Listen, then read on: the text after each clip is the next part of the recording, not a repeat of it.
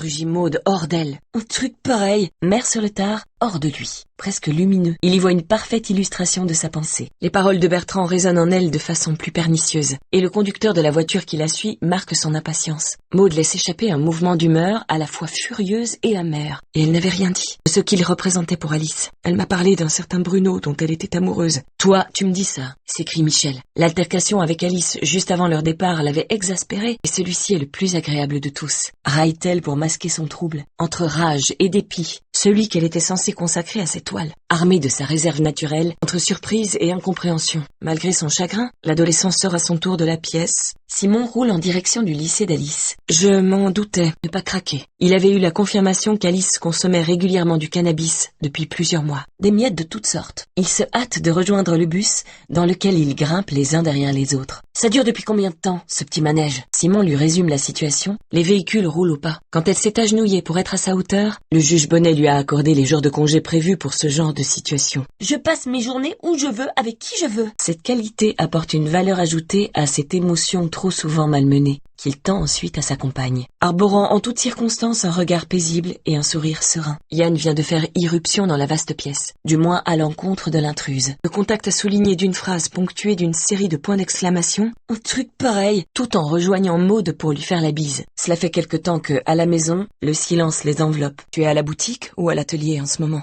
Justement, c'est ma chambre. L'adolescent sort à son tour de la pièce, s'écrie Michel, et ferme les yeux dans une prière muette.